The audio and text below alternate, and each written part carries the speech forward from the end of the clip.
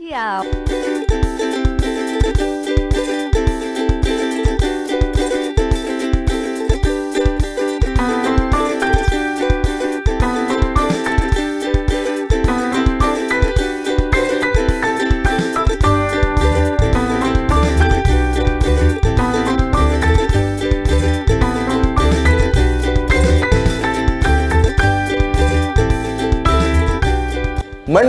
To Friday back to back classes live from studio. आज ही subscribe करें wifi study channel को। Hello good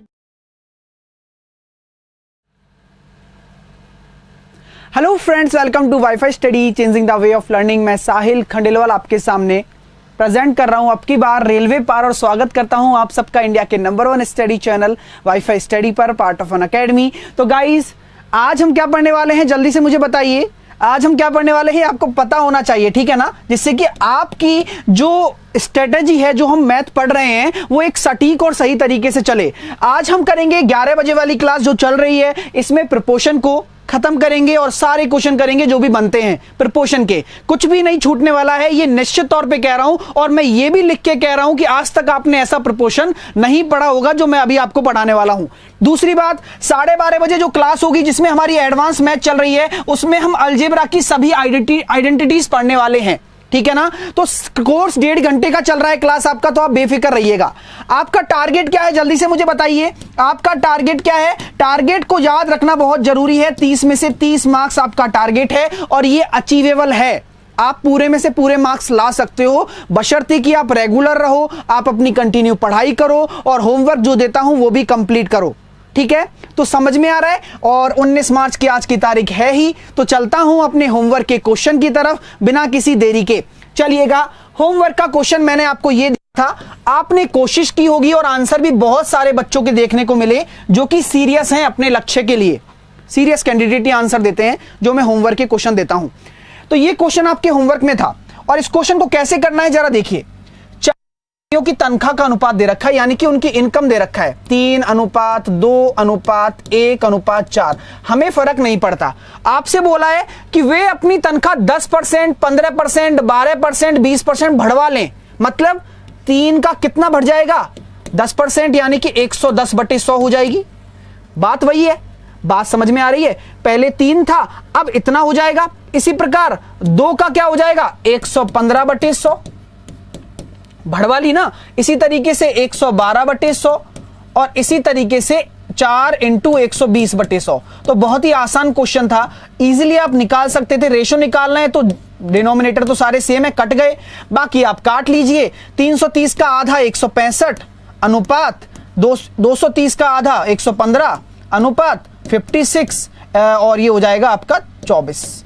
तो इस तरीके से आपका आंसर आ जाएगा, और आप आंसर दे पाओगे, ठीक है। तो यहां पे 24 नहीं 240 आना चाहिए। आई थिंक आप चेक कर लीजिएगा, कोई इशू नहीं है ना। ऐसा कुछ नहीं है कि आप गलत कर रहे हो, आपका शब्द सब कुछ सही है। आप शायद 240 भी आ जाएगा, ऑप्शन में गड़बड़ हो गई हो, कोई इशू नहीं है। समझ में आ गया। तो ये आसान क्वेश्चन था, आसानी से बताया है। अच्छे क्वेश्चंस को अच्छे से बताऊंगा, टेंशन ना लें, ठीक है गाइस। तो कोई इशू नहीं होना चाहिए, कोई दिक्कत नहीं होनी चाहिए। नेक्स्ट क्वेश्चन की तरफ चलता हूं। नेक्स्ट क्वेश्चन आपके सामने इस प्रकार है, ये लीजिए, लाजवाब क्वेश्चन है। एक बार आपको समय दूंगा इस क्वेश्चन के लिए, आप करिए ट्राई, फिर और अच्छे से समझ में आएगा जब एक बार आप ट्राई कर लेंगे, ठीक है। चलिए, तो मैं आपका टाइम स्टार्ट करता हूं। मैं देता हूं इसके लिए आपको 40 सेकंड का वक्त। एक बार कोशिश करके देखो, अच्छा लगेगा जब समझोगे।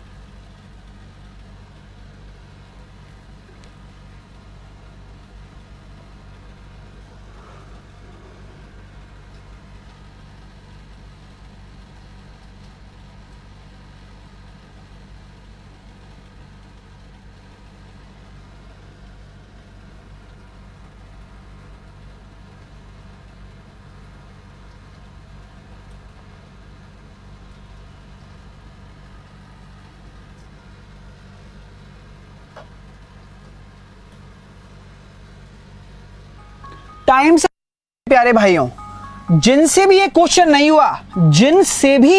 नहीं हुआ, वो सब लोग सामने देखें, और जिनसे हो गया वो भी देखें कि कैसे इसको करना है।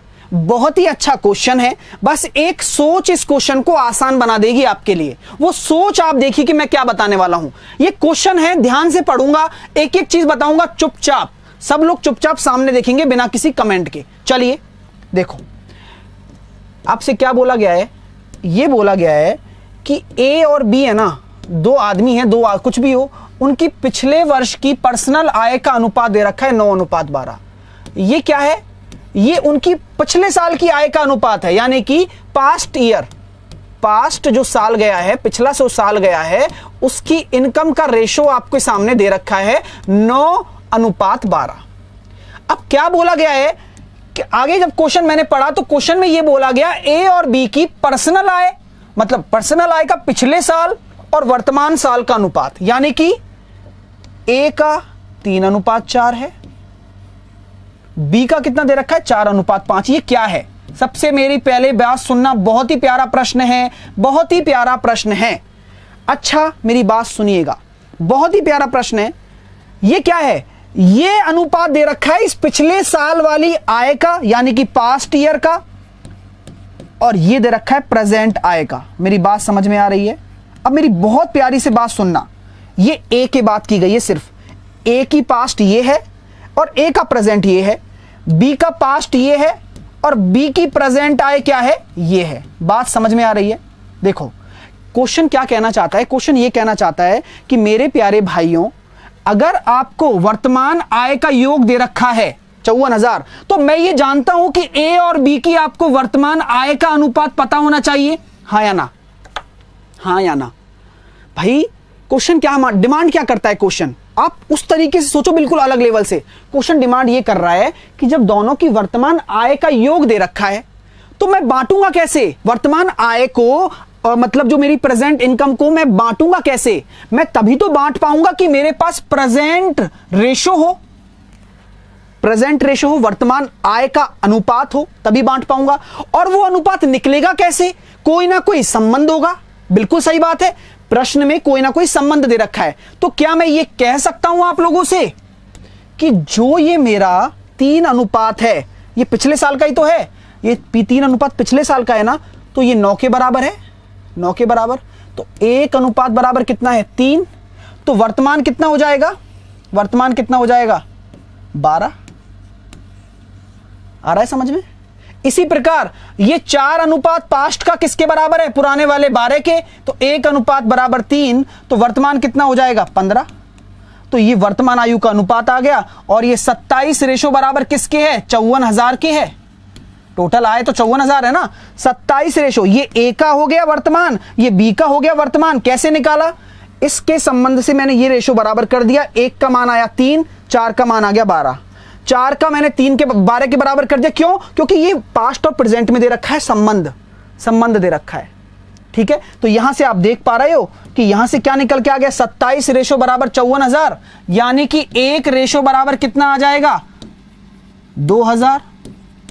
अब आपसे क्वेश्चन कुछ भी पूछ ले, ए की वर्तमान आयु क्या है 12 दूनी 24, बी की क्या है 15 दूनी 30, तो आंसर कितना आ जाएगा 24,000 और 30,000। किसी को कोई दिक्कत, किसी को कोई दिक्कत नहीं होनी चाहिए। अगर है तो एक बार फिर से खुद प्रयास करना और आसानी से आंसर आएगा। मैंने बहुत प्यार से समझाया है और बहुत ही अच्छा क्वेश्चन भी है, बस कुल मिला के संबंध निकालना आना चाहिए। आगे चलता हूं नेक्स्ट क्वेश्चन की तरफ आपके लिए। यह भी लाजवाब क्वेश्चन है, कल हमने इसका एक आधा भाग पढ़ा था, आपको याद होगा। मैंने सिर्फ क्या नहीं कि भाई मतलब मेरे को संख्या निकाल दो बस, पुरुष और औरत की, मेल और फीमेल की, लेकिन यहां रुपए की बात की थी ना आप लोगों ने, मैंने कहा था मैं बताऊंगा।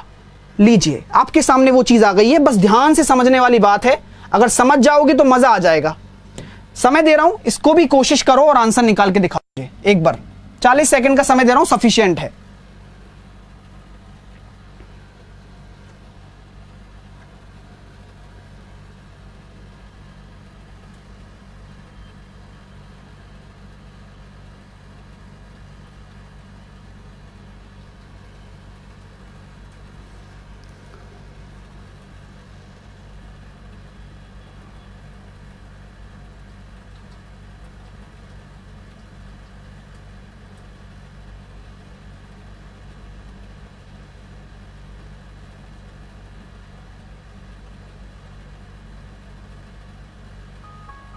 चलिए टाइम्स अप हो गया। चलिए कोई बात नहीं, इशू कोई नहीं होना चाहिए, आपको मैं बहुत प्यार से समझाने वाला हूं।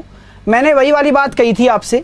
अच्छा ये बताओ, मैं अपने गांव में 50 रुपए पुरुषों में बांटता हूं, ये टोटल राशि है, मतलब ये जितना भी टोटल रुपया है ना, टोटल रुपीज जो मैं डिस्ट्रीब्यूट करता हूं ना, किसमें, मेल्स में, मतलब पुरुषों में जो मैं पैसा 50 रुपए डालता हूं और एक पुरुष को मैं 5 रुपए देता हूं, ये है मेरा ईच मेल को दिया गया पैसा, ईच मेल को 5 रुपए देता हूं। तो ये बताओ कितने आदमी होंगे, चलो ये बताओ, है ना, कितने आदमी होंगे, ये बता सकते हो ना आप, इजीली बता सकते हो यार, क्योंकि कल मैंने ये चीज समझाई है। आप डेली क्लास लोगे तो अपना मजा आने लगेगा, अगर ऐसे आओगे तो फिर कैसे आएगा यार, लॉजिकल बात है। यहां पर मैं जानता हूं, ऑब्वियस सी बात है सर, आप टोटल राशि में आप एक दिन एक बार की राशि का भाग दे दीजिए, आपके पास संख्या निकल के आ जाएगी। जी बिल्कुल सही कह रहे हो आप लोग, और मैंने यही किया। यहां पर मेरे पास क्या दे रखा है, 45 मेरे पास टोटल भाई दे रखे हैं कि क्या है, मेल है, फीमेल है और चिल्ड्रन है, टोटल है 45, उनकी संख्या 45 है। लेकिन मेल, फीमेल और चिल्ड्रन की अगर मैं संख्या निकालूं अनुपात में तो कितना हो जाएगा, 12/6, 15/5 और 16/4। कैसे आया, टोटल राशि ये है और सिंगल का अनुपात ये है, तो ये संख्या आ जाएगी जो कि कितनी आ रही है, 2, यहां से आ रहा है 3 और यहां से आ रहा है 4। ये किसका अनुपात है, सबसे पहले बताओ, ये है संख्या का अनुपात, नंबर ऑफ पर्सन्स का, है ना। तो मैं क्या ये कह सकता हूं, यहां पर ये तो मेल हो गए, ये फीमेल का अनुपात है और ये चिल्ड्रन का अनुपात है, तो टोटल कितना है, किसमें बांट दूंगा, 45 में डिस्ट्रीब्यूट कर देता हूं, 45 में मैं 2, 3, 4 में डिस्ट्रीब्यूट कर देता हूं, इजीली मैं कर सकता हूं। ठीक है मेरे प्यारे भाइयों, तो 2, 3, 5 में अगर मैं डिस्ट्रीब्यूट करूंगा तो कितना आ रहा है, 7 और 2 9, तो 9 पड़म 45, 9 रेशो बराबर, अगर मेरे पास 45 है तो 1 रेशो बराबर 5, तो यहां पे मेल कितने आ जाएंगे, 10, फीमेल कितनी हो जाएंगी, 15 और चिल्ड्रन कितने हो जाएंगे, 12। यहां तक बात आपको समझ में आ गई। ये मेरे पास मेल हो गए, ये फीमेल हो गई और ये चिल्ड्रन हो गए। ये क्या है दोस्तों, सीधी सी बात है, समझ में आ रहा है ना। 9 3 27, सॉरी है ना, गड़बड़ हो गई, 1 बराबर 5, तो यहाँ हो गया 15 और ये हो जाएगा 5 चौके 20, सॉरी, ये कहानी है भाई, ये बात क्लियर है सबको, यहां तक किसी को कोई दिक्कत है, नहीं होनी चाहिए भाई। देखो मैंने कुछ नहीं किया, मैंने बस आपको चीजें समझाई हैं, यहां तक हम कल कर चुके थे, यहां तक ये प्रोसेस कल तक हो चुका था। अच्छा ये बताओ, इस 430 रुपए का क्या काम है, ये 430 रुपए क्या है, आप खुद बताओ। मैं आपसे प्रश्न पूछता हूं, चाहे भले ही समय लग जाए, लेकिन आप लोग खुद बताओगे, कि 430 रुपए क्या है। 430 रुपए इन सब में बट रहे हैं, हाँ 430 रुपए इन सब में बट रहे हैं, और इस राशि को बांटने का रेशो क्या दे रखा है, इस 430 रुपए की टोटल राशि को बांटने का रेशो यही तो है, 12, 15 और 16। हाँ या ना में जवाब दे दो, यही तो है भाई। ये एक्चुअल में बात को समझो तो सही, ये जो रेशो है ना, ये रेशो है, ये मेल को 12 अनुपात मिल रहा है पैसा, फीमेल को 15 अनुपात और चिल्ड्रन को 16 अनुपात। ये राशि का पैसा तो यही है ना, जो अमाउंट है वो डिस्ट्रीब्यूट किस में हो रहा है, टोटल अमाउंट इस रेशो में ही तो डिस्ट्रीब्यूट हो रहा है। बात समझ में आ रही है, यहीं से समझूंगा मैं, इसलिए बोलता हूं आपसे, चिल्ला के दिमाग में हिट हो जाएगी एक बार। तो देखो यही बात है ना। अब यहां से मैं निकालूं कि भाई पैसे कितने मिल रहे हैं, आदमी को, औरत को और बच्चे को, टोटल पैसे कितने मिल रहे हैं टोटल में से। तो यहां से देखा मैंने 43 आया, 43 आया, रेशो 43 रेशो बराबर 430 है, तो 1 रेशो बराबर 10, यानी कि आदमी को कितने रुपए मिल रहे हैं, 120 रुपए, औरत को 150 रुपए और बच्चे को 160 रुपए। बात समझ में आ गई, कैसे आया, समझ में आ रहा है, कैसे आ रहा है, समझ में आ रहा है। धीरे धीरे एक इमेज बनाओ, धीरे धीरे एक सोचो एक बार कि 120 आदमी को रुपए मिलेंगे 430 में से, औरत को कितने मिलेंगे 150 और बच्चे को कितने मिलेंगे 160। क्यों मिलेंगे, क्योंकि टोटल रेशो दे रखा है, टोटल 430 रुपए हैं और इस रेशो में ही तो बांटे हुए हैं। हाँ मजेदार चीज है यार, मजेदार चीज है। बात समझ लो एक बार, क्लियर हो गया, very good guys, very good. अब मैं ये कह सकता हूं आप लोगों से कि एक एक इंसान को कितना मिलेगा। अब आप जानते हो 120 आदमी है, 120 रुपए मिल रहे हैं कितने आदमियों में, 10 आदमी में, तो एक आदमी को 12 रुपए मिलेगा। 150 रुपए मिल रहे हैं 15 औरतों को, यानी कि 10 रुपए एक औरत को मिलेगा, फीमेल को, और 160 रुपए मिल रहे हैं 20 चिल्ड्रन को, तो 8 रुपए एक चिल्ड्रन को। आंसर आ जाएगा ऑप्शन नंबर ए। बहुत ही प्यार से समझाया है, भाई मेरे प्यारे भाई सत्येंद्र कह रहा है शॉर्ट कैसे बनेगा, इसको सर चुटकियों में करा दो, सर कोई ऐसा कुछ कर दो कि डायरेक्ट आंसर पता लग जाए। भाई मैथ पढ़ रहे हो या मजाक कर रहे हो, ये बताओ पहले। हर चीज का भाई जिस क्वेश्चन का शॉर्ट तरीका होगा वही तो बताऊंगा ना मैं, और जो क्वेश्चन अच्छा होगा उसको समझाऊं नहीं, सीधा शॉर्ट बता दूं, चाहे भेजे में घुसे या नहीं घुसे। मैथ ऐसे नहीं सीखी जाती मेरे प्यारे भाइयों, जिनको लग रहा है कि सर शॉर्ट करो सर और शॉर्ट करो, इससे ज्यादा शॉर्ट नहीं हो सकता। ये चीज समझाना मेरे लिए बहुत ही प्रायोरिटी बेसिस पे है। अगर आप लगता है कि कोई आपको और शॉर्ट सिखा रहा है तो डेफिनेटली आप मैथ नहीं सीख रहे हो, आप अपना टाइम वेस्ट कर रहे हो। बस क्लियर बात मैं ये कहूंगा, ठीक है ना। चलिए आगे चलता हूं। जिनको लग रहा है लेंदी है तो कोई दिक्कत नहीं है, लेंदी है तो भाई मैं तो इसी तरीके से पढ़ाता हूं और यही मेरा एक प्रोसीजर है पढ़ाने का, दिमाग में बैठे अच्छा है, ठीक है। चलिए आगे चलता हूं। क्लियर है, ये चीज समझ में आ रही है, नॉट ए बिग डील। अब चलते हैं अपने अगले प्रश्न की तरफ, और अगला प्रश्न आपके सामने ये, अब रेशो प्रपोर्शन स्टार्ट कर रहा हूं, है ना, आपके प्रपोर्शन स्टार्ट कर रहा हूं मैं। प्रोपोर्शन इसको हम कहते हैं समानुपात। समानुपात। What is proportion? प्रोपोर्शन क्या है जल्दी से मुझे बताइए। और जो वंस अगेन करते हैं ना मेरे प्यारे भाइयों, मैं आप सभी से एक बात पूछना चाहता हूं और आज बात पूछना चाहता हूं, और मैं डेली यही बात आपसे कहूंगा कि वंस अगेन का मतलब क्या होता है। एक बार और बता दूंगा, फिर भी नहीं आया तो फिर क्या, फिर दोबारा। ये वीडियो है, एक रिकॉर्ड हो जाता है। आप इस, अगर ये क्वेश्चन नहीं आता है पिछला वाला जो मैंने बताया है, एक बार फिर से देख सकते हो आप। अब प्रोपोर्शन पढ़ लेते हैं, वरना मैं उसी क्वेश्चन को, क्योंकि इतने सारे 8438 बच्चों में से कोई ना कोई एक सिंगल बच्चा तो ऐसा होगा जिसे नहीं आएगा समझ में, ऑब्वियस सी बात है, ये आप भी जानते हो, है ना। तो मेरी गरिमा को बनाए रखो और इस क्लास को सीखो जो मैं पढ़ा रहा हूं आपको। चलिए अब हम देखते हैं आगे। समानुपात क्या है? समानुपात एक चीज होती है कि अगर मैं ये कह दूं कि A अनुपात B समानुपात होगा C अनुपात D के, जी हां, यानी कि समानुपात क्या होता है, एक तरीके से इक्वल होता है। इसका मतलब क्या होता है, इक्वल्स टू, यानी कि A अनुपात B बराबर होगा C अनुपात D के, दैट इज कॉल्ड समानुपात, ठीक है। चलिए, है ना। तो इक्वली आप किसी भी प्रोपोर्शन को, दो रेशो को आपस में बराबर करना ही प्रोपोर्शन है। दो रेशो को आपस में बराबर करना ही प्रोपोर्शन है, दैट इज कॉल्ड समानुपात। बस अब समानुपात की क्या क्या प्रॉपर्टीज हैं फटाफट से डिस्कस करते हैं। अगर मैं ये कह दूं आप लोगों से कि आपके 4 तरीके के समानुपात निकलते हैं, भाई आपसे क्वेश्चन क्या पूछ सकता है कि मेरे प्यारे भाई फर्स्ट प्रोपोर्शन निकाल दो। पहला क्वेश्चन ऐसे पूछेगा फर्स्ट प्रोपोर्शन। दूसरा क्वेश्चन ऐसे पूछेगा आपसे कि भाई सेकंड प्रोपोर्शन निकाल दो। सेकंड प्रोपोर्शन नहीं बनता, इसकी जगह क्या बनता है, मिड प्रोपोर्शन बनता है।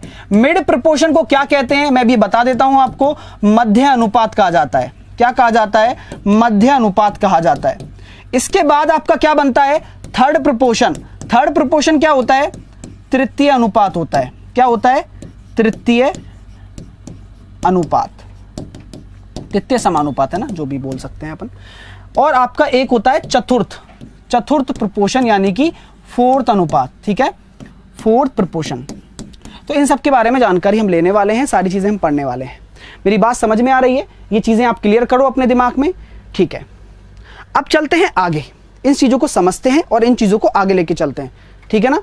हाँ चलिए, प्रकाश कुमार पढ़ाई कर लो मेरे प्यारे भाई, है ना, पढ़ाई कर लो यार, इन चीजों में कुछ नहीं रखा, ऐसे ही रह जाओगे फिर क्या मतलब रहेगा बताओ, है ना।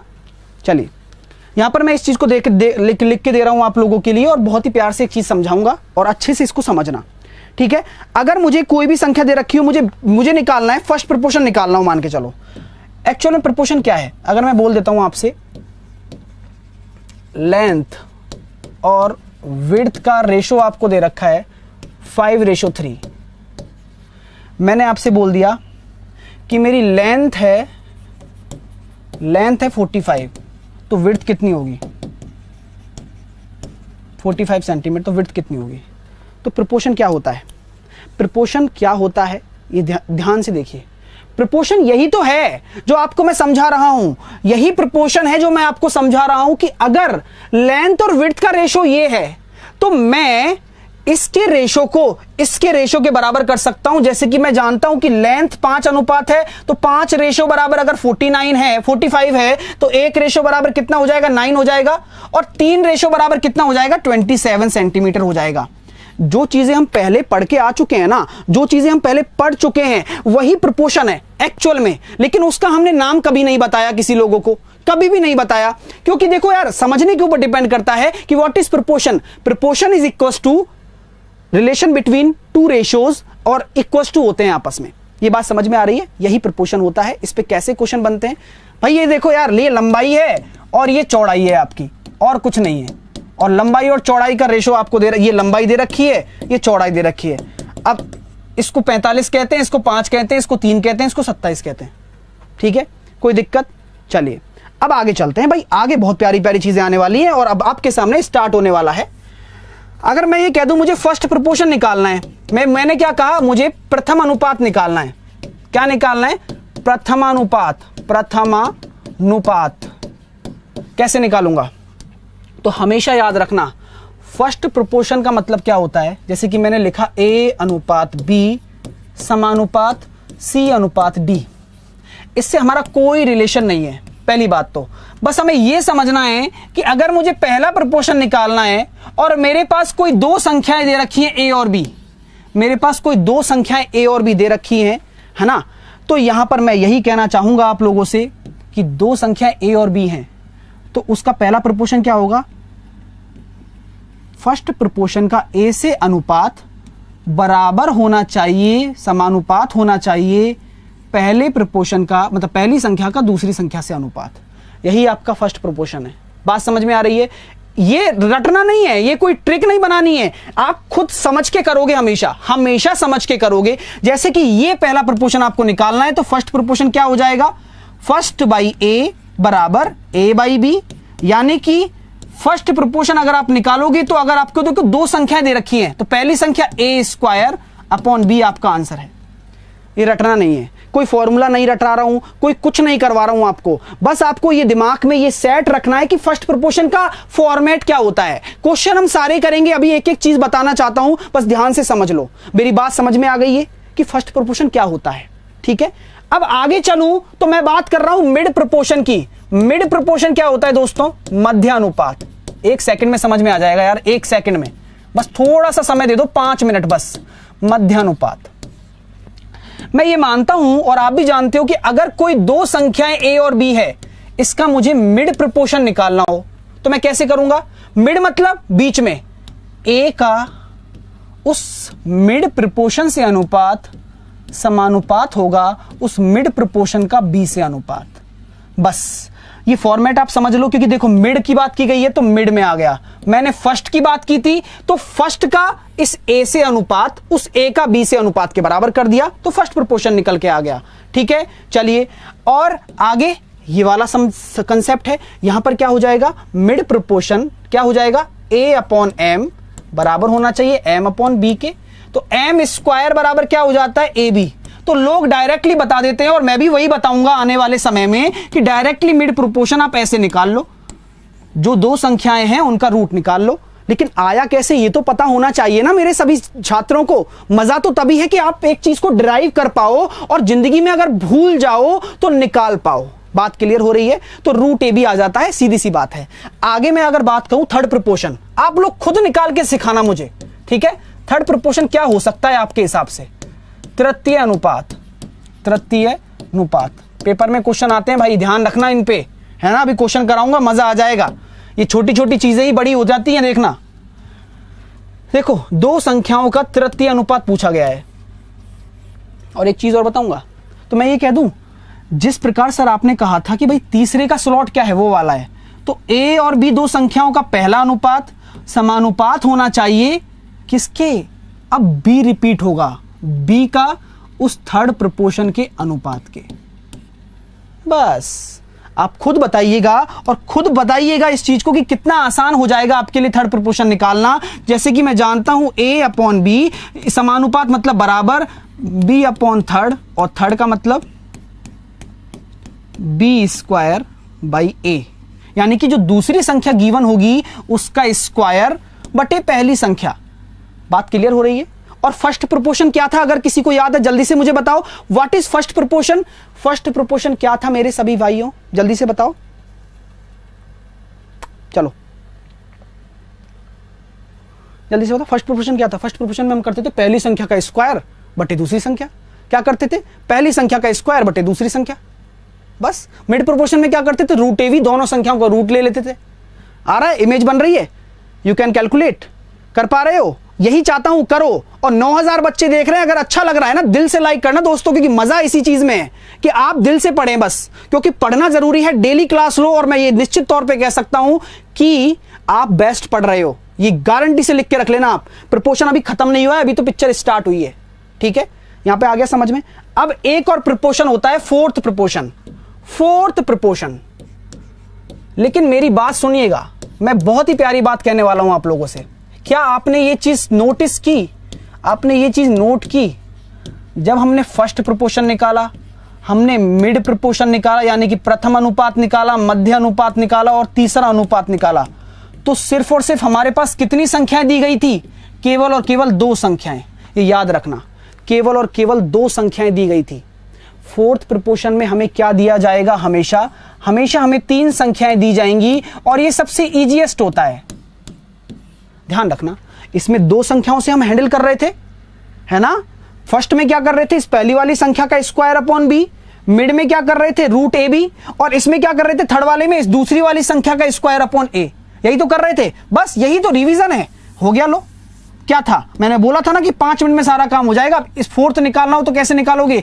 ए का बी से अनुपात, सी का चौथे से अनुपात के बराबर होगा। चौथा कैसे निकलेगा? आप निकाल सकते हो भाई, मैं उसे ए अपॉन बी बराबर सी अपॉन चौथा, और यहां पर फोर्थ प्रोपोर्शन निकालने के बी सी अपॉन ए करना पड़ता है। ये बहुत ईजी है।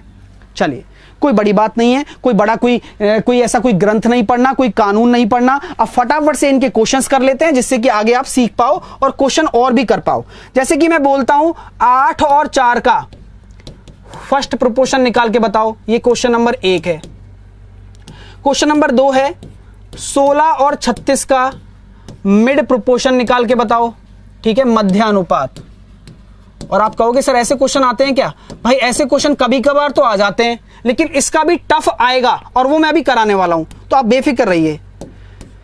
तीसरा क्वेश्चन है 12 और 8 और 32। अब जब भी 3 संख्याएं दे दी तो समझ में आ जाएगा आपको अपने आप ही क्या निकलवा रहा है, फोर्थ प्रोपोर्शन निकलवा रहा है। और चौथा क्वेश्चन भी आपका फोर्थ प्रोपोर्शन का है, 0.12, 0.21 और 8। तो इजीली कैलकुलेट कर सकते हो, पॉइंट नहीं है, 8 है सिर्फ, है ना, 8 है। इसका भी आपको फोर्थ ही निकालना है।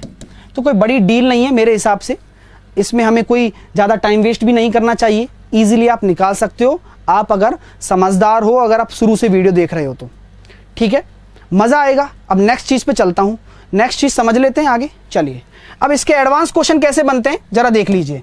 मान लो भाई ये होमवर्क है, ठीक है ना, एडवांस क्वेश्चन, ये भी अपना तीसरा अनुपात है, ये भी होमवर्क में देने वाला हूं मैं, ठीक है, कोई बड़ी बात नहीं है। इन क्वेश्चनों को बताने का मतलब है टाइम वेस्ट करना क्लास में, ये बस कंसेप्ट बता दिया, और इसमें कुछ ऐसी कोई गणित तो है नहीं कि मैं आपका टाइम वेस्ट करूं, तो वही वाली बात है, मौके को यूज करना आना चाहिए, ठीक है। चलिए नेक्स्ट, ऐसा अगर क्वेश्चन आ जाए तो कैसे करोगे आप, एक बार कोशिश करो, बता दूंगा। फिर ऑप्शन नहीं है इसमें, कोई फर्क नहीं पड़ता, हमें ऑप्शन नहीं है तो कोई फर्क नहीं पड़ता, कोई बात नहीं है तो क्या कर सकते हैं, बस क्वेश्चन को करना सीखो। मैं आपको समय दे रहा हूं 30 सेकंड का, 40 सेकंड ले लो, एक बार करके दिखाओ।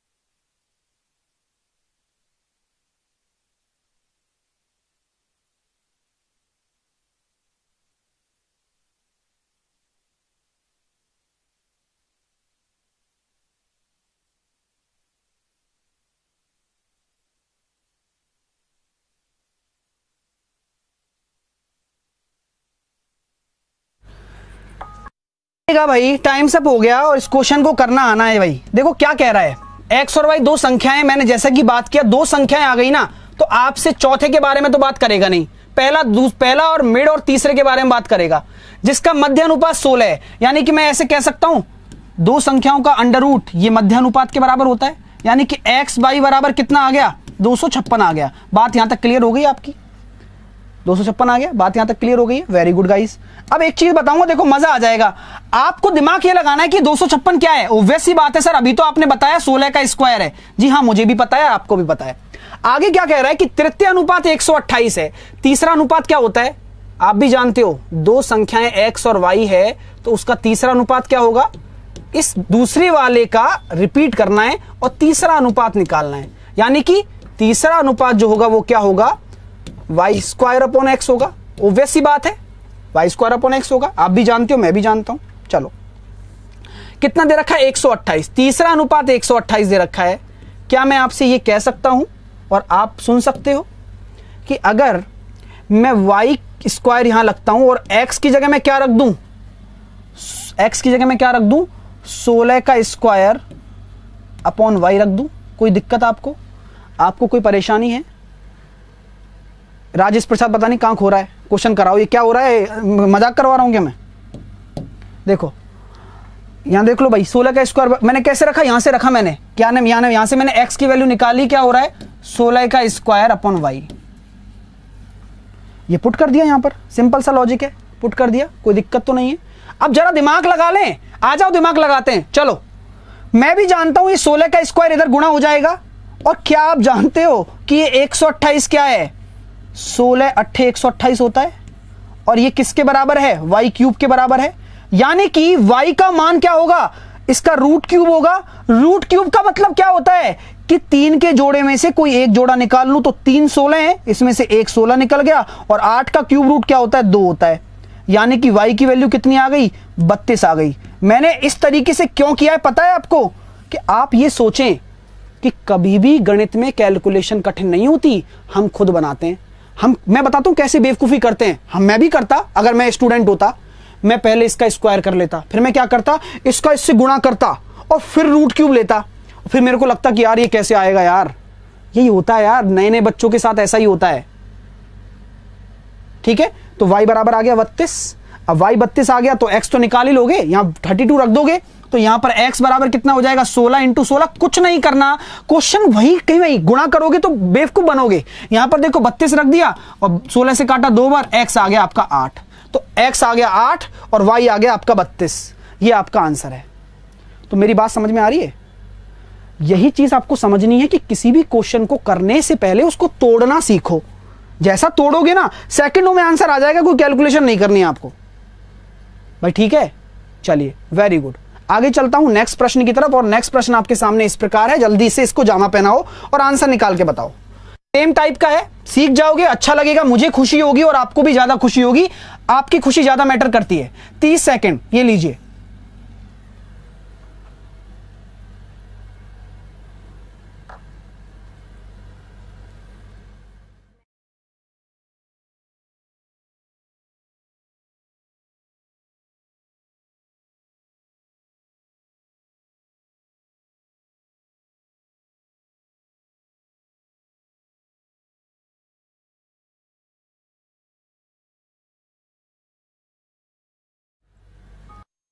चलिएगा, टाइम सब हो गया।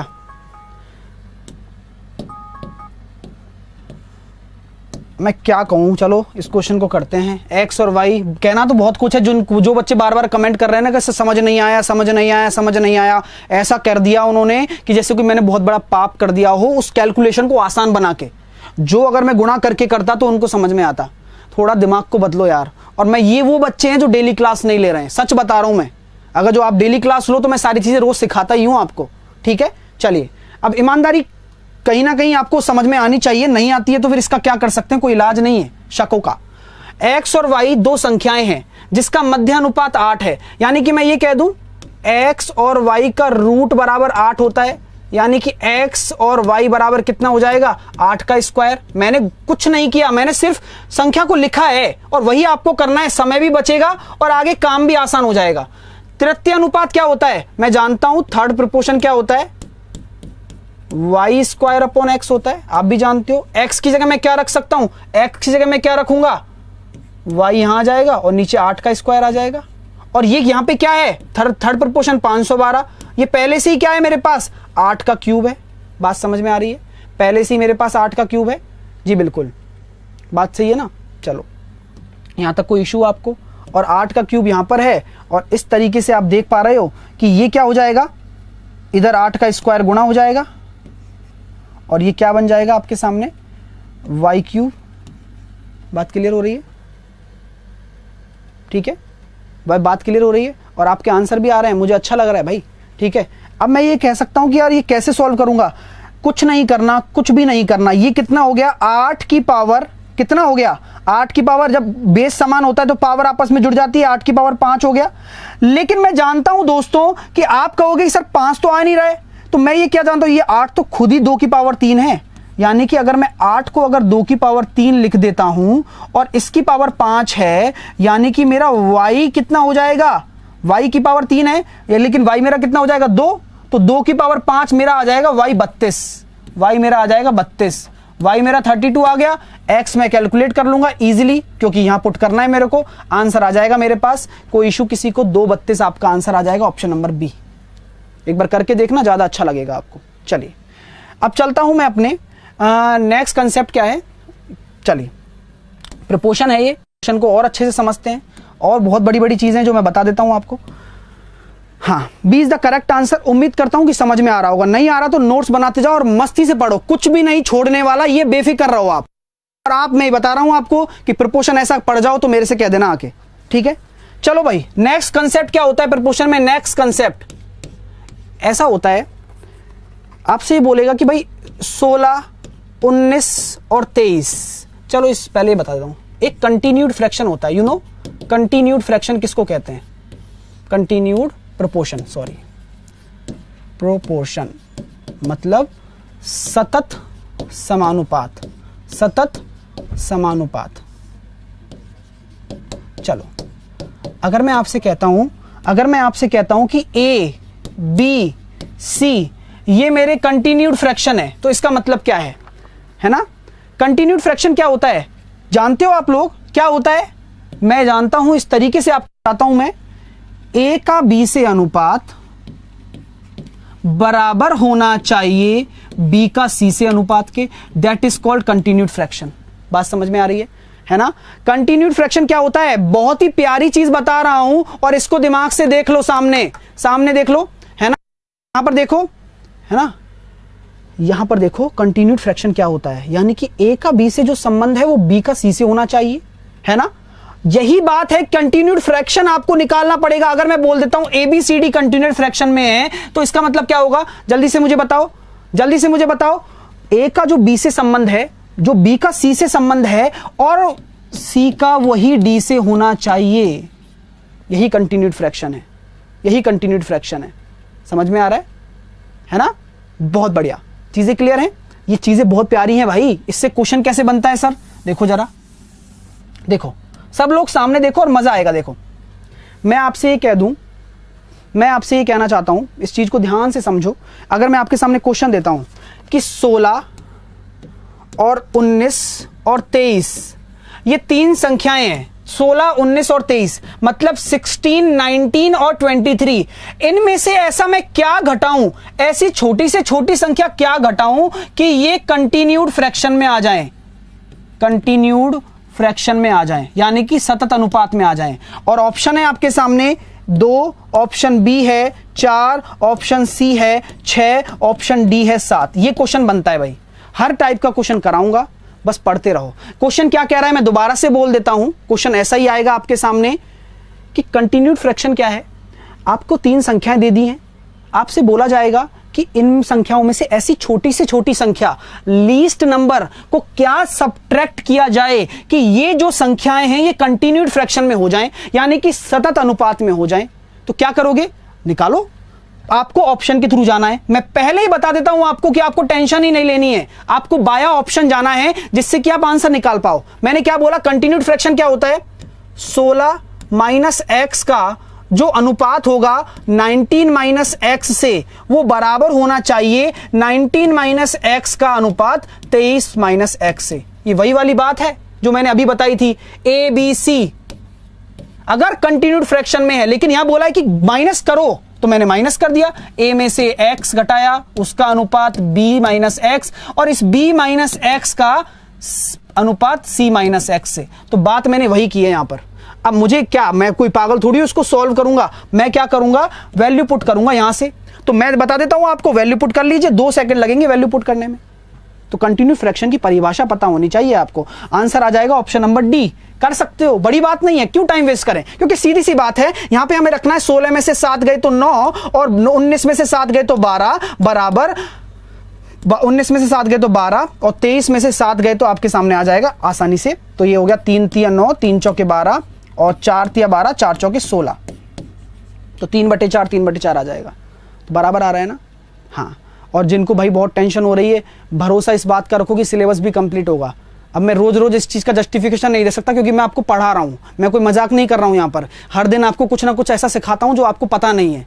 तो ध्यान रखना इस चीज का कि अगर आप घास कटवाना चाहते हो तो मैं उस तरीके का टीचर नहीं हूं, आप कहीं और जाके भी पढ़ सकते हो, मुझे कोई इशू नहीं है इस चीज में। ये मत सोचो कि मैं आपसे इसलिए बोल रहा हूं, अरे भाई देख कितना ईगो आ गया, ऐसी कोई बात नहीं है। बात यह है कि आप समझते नहीं हो, पढ़ते नहीं हो। मैं इतना बेस्ट से बेस्ट आपको कंटेंट दे रहा हूं, आपको फिर भी दिमाग में पता नहीं क्या चलता रहता है, फिर भी डिसलाइक करते हो। ये मुझे समझ में नहीं आता क्यों।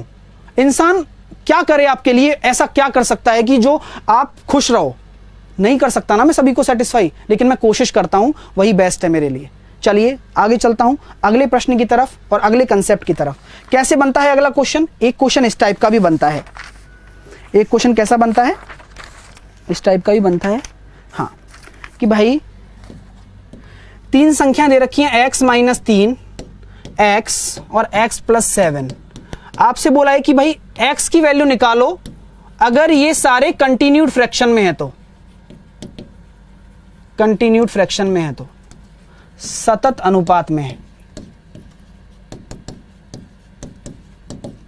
निकालो आंसर।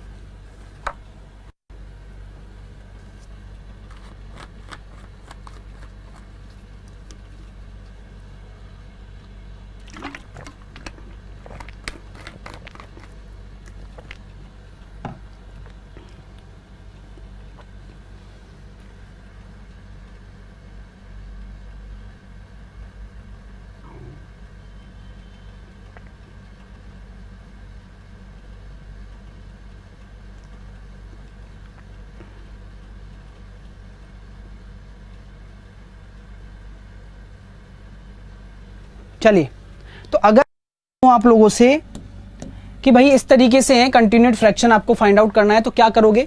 सिंपल सी बात है, मैंने अभी आपको लॉजिक बताया है कि इसका इससे अनुपात उसके इससे अनुपात के बराबर होना चाहिए। यानी कि x माइनस 3 का x से अनुपात x का अनुपात x प्लस 7 के बराबर होना चाहिए, तभी तो वो आपस में कंटिन्यूड फ्रैक्शन में होंगे। तो डेफिनेटली आपका आंसर आ गया। यहां पे मैं देख रहा हूं एक्स स्क्वायर, मैंने क्रॉस मल्टीप्लीकेशन कर दिया और इसका मैं करूंगा तो देखो x माइनस 3 का अगर मैं x प्लस 7 से मल्टीप्लाई करता हूं तो देखो आसानी से कर सकते हो, लेकिन फिर भी बता देता हूं। x अब पहले इससे करोगे तो x स्क्वायर तो साइड में है ही, x स्क्वायर प्लस 7x, फिर माइनस 3 का इससे करोगे तो माइनस 3x माइनस 21। बात समझ में आ रही है? आप यहां देख पा रहे हो कि भैया x स्क्वायर से x स्क्वायर चला गया, 7 ये हो जाएगा अपना 21 इधर चला जाएगा, तो आपका x बराबर आ जाएगा 21/4। तो कोई दिक्कत आपको नहीं होनी चाहिए, आपका आंसर आ गया 21/4। तो इस टाइप के क्वेश्चन भी इसमें बनते हैं, है ना। चलिए, तो उम्मीद करता हूं कि ये चीज कल क्लियर हो गई होगी। अब एक नेक्स्ट टाइप आपका बनता है, नेक्स्ट टाइप आपका बनता है किस तरीके का वो मैं बता देता हूं आपको। चलो, नेक्स्ट टाइप आपका बनता है भाई प्रोपोर्शन वाला बनता है, ठीक है। जैसे कि आपसे बोला जाता है कि P है ना, P आपका वेरी करता है directly proportional to Q। P आपका डायरेक्टली प्रोपोर्शनल टू Q है, ये प्रोपोर्शनल का साइन है जिसको हम समानुपात कहते हैं। बात समझ लेना, बहुत ही प्यारी चीज बता रहा हूं। एक क्वेश्चन ऐसा बनता है, P आपका डायरेक्टली प्रोपोर्शनल है, प्रोपोर्शन है, ये प्रोपोर्शन का साइन है, ये Q है, और आपसे बोला गया है P आपका डायरेक्टली इनवर्सली प्रोपोर्शनल है R के। बात समझ में आ रही है? दूसरी कंडीशन आपके सामने ये दे रखी है, दूसरी कंडीशन आपके सामने ये दे रखी है, ठीक है। बात क्लियर है? P आपका डायरेक्टली प्रोपोर्शनल Q के है, P आपका डायरेक्टली प्रोपोर्शनल R के है। आपसे बोला गया है कि P आपका कितना है, 24 है, Q आपका 12 है और R आपका 4 है ना। और आपसे क्वेश्चन क्या पूछा गया है? देखो ये तो गिवन है, ये तो गिवन डेटा है, आपके लिए दिया गया है, आपसे पूछा गया है, आपको फाइंड क्या करना है, आपको कहा गया है कि अगर P की वैल्यू निकालिए अगर Q आपका 12 हो और R आपका 6 हो। ये क्वेश्चन है आपके लिए, कैसे करोगे इस तरीके के क्वेश्चन को। देखो भाई, बात इतनी सी होती है कि हमें हर चीज का फॉर्मेट समझना होता है। अगर आप फॉर्मेट नहीं समझोगे तो आप नहीं कर पाओगे। तो अभी डायमंड वाला भी आएगा भाई, उसका भी वक्त आएगा, है ना, टेंशन ना लो, हर चीज का समय आता है, उस चीज को ध्यान से देखो, है ना। तो मैं ये जानता हूं अगर P Q के समानुपात है और R के इनवर्स ले तो क्या मैं ऐसे लिख सकता हूं P Q by R, P समानुपात Q by R, जिसमें P Q के समानुपाती है और R के इनवर्स लिए। अगर मैं समानुपात का साइन हटाना चाहता हूं तो मैं ये कांस्टेंट मान लूं कि P बराबर होगा K कोई कांस्टेंट है Q और R के। जी बिल्कुल, आप ऐसे करिएगा, आपको ऐसे ही करना है। मेरी बात समझ में आ रही है, चीजें क्लियर हो रही हैं। तो मैं यही कहना चाह रहा हूं आपसे कि P बराबर K Q बाई R हो जाएगा, ठीक है, क्योंकि प्रोपोर्शनल का जब साइन हटता है तो एक कांस्टेंट देके जाता है। अगर इक्वल में मैं लगाता हूं तो पहली कंडीशन जो दी गई कंडीशन है, क्या इससे आप K का मान निकाल सकते हो? बिल्कुल निकाल सकते हो। P बराबर आपका 24, K आपको निकालना है, Q कितना है 12/4, यानी कि 4 तिया 12, K बराबर कितना आ गया 8 आ गया, 3 से मैंने काट दिया ना इसको 24 को, K बराबर 8 आ गया। K बराबर अगर 8 आ चुका है, K बराबर अगर आपका 8 आया है, आपको निकालना है P की वैल्यू। कैसे निकालोगे? इसी फॉर्मूले से। P की वैल्यू, K कितना है 8 है, Q कितना दे रखा है 12 और नीचे आ जाएगा 6, तो P की वैल्यू आ जाएगी 16। तो इस तरीके के क्वेश्चन आपके बनते हैं जो मैं आपको करवा रहा हूं। मजा आ जाएगा, आप कहीं और देख लो तो मेरे से कह देना भाई, मैं तो यही कहता हूं हमेशा बार बार आपसे। और अच्छा लग रहा है दिल से लाइक करो, अच्छे लगने वाले बच्चे, है ना, मजा आएगा। अगला क्वेश्चन भी देता हूं, उसे करके दिखाना, अच्छा लगे सब लोग लाइक करो यार, जो लाइक करने वाले हैं। चलिए कम ऑन गाइस, आगे चलता हूं नेक्स्ट क्वेश्चन की तरफ, ठीक है। नेक्स्ट क्वेश्चन आपके सामने क्या है भाई, ये बोला गया है कि एक गोल्ड कॉइन है, इसको भी करना, ठीक है, खुद ही करके दिखाना इसको एक बार। एक गोल्ड कॉइन है जिसका इसका जो क्या क्या रखा है, इसकी जो वैल्यू है, मतलब इसकी जो मान है ना, इसका जो मान है गोल्ड कॉइन का, सोने का सिक्का बोलते हैं हिंदी में, अगर हिंदी वाले बच्चों को दिक्कत है तो। वैल्यू किसके प्रोपोर्शनल है? डायरेक्टली प्रोपोर्शनल है उसकी रेडियस के स्क्वायर के। ये उसकी क्या है? रेडियस है, त्रिज्या है, त्रिज्या के स्क्वायर के बराबर है। बात समझ में आ रही है? डायरेक्टली प्रोपोर्शनल है, ठीक है। तो उसका जो मान है के बराबर है, उसके रेडियस की त्रिज्या के बराबर है। व्हेन इट्स थिकनेस, जब आपको बोल रखा है, गिवन क्या दिया गया है, गिवन दिया गया है डेटा कि उसकी जो रेडियस है वो 3 सेंटीमीटर है और उसकी वैल्यू मतलब उसका मान कितना है 2 रुपया है। कितना है? 2 रुपया, ठीक है। तो आपको फाइंड करना है कि उस सिक्के की रेडियस क्या होगी अगर उसकी वैल्यू कितनी है 8 रुपये है। तो चलो निकाल के बताओ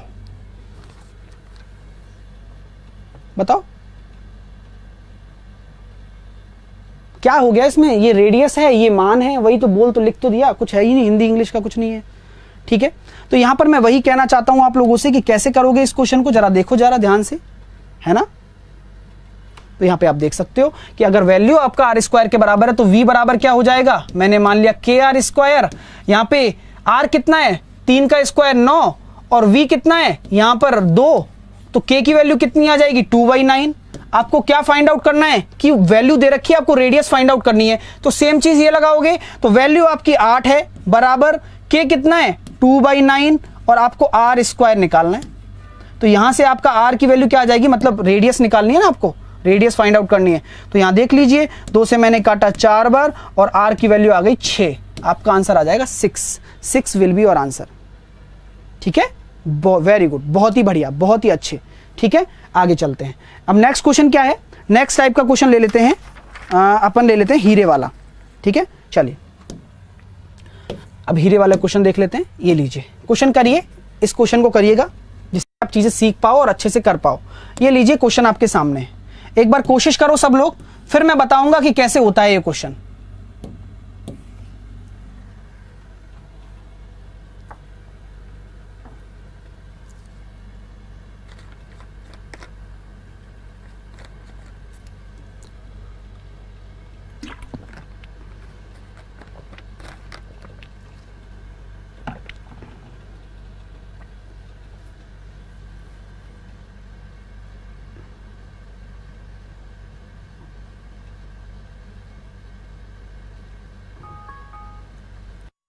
टाइम सब हो गया। जरा इस क्वेश्चन को ध्यान से देखो और अच्छे से करने की कोशिश करो। एक हीरे की लागत उसके वजन के वर्ग के समानुपाती है। मेरी बात ध्यान से सुनिएगा सब लोग, सामने देखिए, बहुत ही प्यारा क्वेश्चन है। मैं बताता हूं कि कैसे आपको करना है। भाई आपसे बोला कि हीरे की जो लागत है ना, मतलब जो हीरे में पैसा लगा हुआ है, वो उसके वजन के वर्ग के समानुपाती है। यानी कि अगर मैं उसके पैसे की बात करूं, प्राइस की बात करूं, हीरे का जो प्राइस की बात करूं, मूल्य की बात करूं, तो वो क्या है, उसके वजन के वर्ग के समानुपाती है। वजन मैंने W मान लिया, वेट। यही क्वेश्चन है और यही चीजें आपको समझनी होगी। एक हीरा इस अनुपात, मतलब 1, 2, 3 के अनुपात में उनके वजन के साथ 3 टुकड़ों में टूट गया। मेरी बात समझने की कोशिश करिएगा, बहुत ही प्यारा प्रश्न है। पहले हीरे का वजन कितना था, जब टूटने से पहले हीरे का वजन कितना है, 2 और 1 और 2 3 और 3 6। मैं ये कह सकता हूं टूटने से पहले हीरे का वजन 6 है। वजन की बात कर रहा हूं और इसका वजन 6 है, इसका मतलब वेट आपका हीरे का 6 है टूटने से पहले। ये बात समझ में आ गई, ठीक है। मैं आपसे ये कह दूं क्या कि भैया कि प्राइस कितनी हो जाएगी, प्राइस आप कह दोगे कि टूटने से पहले प्राइस कितनी हो जाएगी, 36 हो जाएगी, क्योंकि वजन के स्क्वायर की समानुपाती है। बात समझ में आ रही है, प्राइस 36 हो गई। ये टूटने से पहले की कहानी है। अब जैसे ही हीरा टूटता है, जैसे ही हीरा टूटता है तो किस अनुपात में टूटेगा, 1:2:3 के वजन में। यानी कि टूटने के बाद हीरे की प्राइस क्या हो जाएगी, इसका स्क्वायर, 1 का स्क्वायर, 2 का स्क्वायर, 3 का स्क्वायर। भाई पूरा तो पूरा प्राइस यही होगा ना, जुड़ जाएगा। हर टुकड़े का प्राइस मैं जोड़ता हूं तो ये हो जाएगा, ठीक है। तो यहां पर कितना आ रहा है, 9 और 4 13 और 1 14। यहां पर कितना आ रहा है, 14 आ गया प्राइस। अच्छा बताओ, पहले प्राइस 36 था जब हीरा टूटा हुआ नहीं था, अब प्राइस कितना हो गया, 14 हो गया। कितना अंतर आया रुपए में, कितना लॉस हो गया। आप कह दोगे कि 36 से 14 हो गया सर, यानी कि 22 का लॉस हो गया। और ये 22 आपका किसके बराबर है, ये हानि के तो बराबर है, 4400 के। बस आंसर आ गया। 22 आपका अगर 4400 के बराबर है, 1 बराबर कितना हो जाएगा, 200 हो जाएगा। 1 बराबर अगर 200 हो गया है तो यहां पे पूछा है मूल हीरे की कीमत, यानी कि वो 36 के बराबर होगी ना, 36 रेशो के बराबर, 1 रेशो बराबर 200, तो आपका आंसर आ जाएगा 7200। आसानी से कर सकते हो और इजीली आपका आंसर भी आ गया 7200 सबका। क्लियर है। चलिए नेक्स्ट क्वेश्चन देता हूं आपको, ये लीजिए। ये आपको होमवर्क में करना है, सबको आंसर देना है। सेम कंसेप्ट है, सेम चीजें हैं। आप होमवर्क में करोगे तो ज्यादा अच्छे से आपको क्लियर होगा। इस क्वेश्चन को आपको होमवर्क में करना है, ठीक है मेरे प्यारे भाइयों। चलिएगा, तो यहां तक थी बात अपनी आज की, है ना, रेशियो एंड प्रोपोर्शन की। बहुत सारे बच्चों को इस तरीके से प्रॉब्लम आ जाएगी कि भाई सर ये वाला क्वेश्चन कब कराओगे, कि भैया एक बिल्ली 7 स्टेप चलती है ना, और एक कुत्ता है वो 6 स्टेप चलता है, तो हम इनको किस अनुपात में लगाएं, उनकी स्पीड का एक्चुअल रेशो क्या होगा। तो बात ये है, ये जो क्वेश्चन है ना, ये टाइम स्पीड डिस्टेंस में अपन कवर करेंगे, तो आप बेफिक्र रहिएगा, ठीक है ना। तो कुछ छूटेगा नहीं, मेरी निगाह से कुछ नहीं छूटा है, बात ध्यान, टेंशन ना लें आप इस चीज की, ठीक है दोस्तों। तो ये थी आज की प्रोपोर्शन की क्लास। कल हम पढ़ने वाले हैं पार्टनरशिप। क्या पढ़ने वाले हैं, पार्टनरशिप। तो कल की छुट्टी नहीं है, परसों की छुट्टी है बस आपकी, उसके अगले दिन भी क्लास होगी। और आपसे मैं ये कह सकता हूं कि भैया थर्सडे की नाइट को टेस्ट होगा आपका, उसी तरीके से थर्सडे की नाइट को वही आपका शाम को 6 बजे बाद आपका टेस्ट ओपन हो जाएगा और वो फ्राइडे को डिस्कस होगा, ठीक है मेरे प्यारे भाइयों। शुक्रवार को वो टेस्ट सुबह में बताऊंगा आपको, तो आप चीज समझ में आ गई। चलिए अब ये बताइए कि क्लास कैसी लगी। अगर अच्छी लगी है ना, अभी देख रहे हैं 8331 बच्चे, और बहुत सारे ऐसे भी होंगे जिन्होंने लाइक नहीं किया है। अगर अच्छी लगी दिल से लाइक करो दोस्तों। मैं यही चाहता हूं आप लोगों से कि आप सेटिस्फाइड रहो किसी भी कंडीशन में। अगर कोई दिक्कत आती है, कोई समस्या आती है ना, उस समस्या का समाधान भागना नहीं है, उस समस्या का समाधान यहां रिपीट करना नहीं है, उस समस्या का समाधान खुद आपके अंदर है, उसको खोजो तो सही।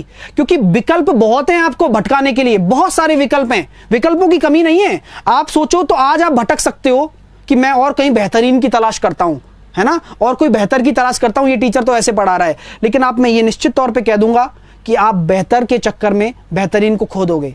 ये लिटरली मैं आपको बता रहा हूं कि सिलेबस भी होगा, भरोसा आपको रखना है यार, भरोसा आपकी रख पाओगे तभी आप पढ़ने आओगे। मैं आपको पकड़ के पढ़ने नहीं ला सकता, आपको खुद पढ़ने आना पड़ेगा।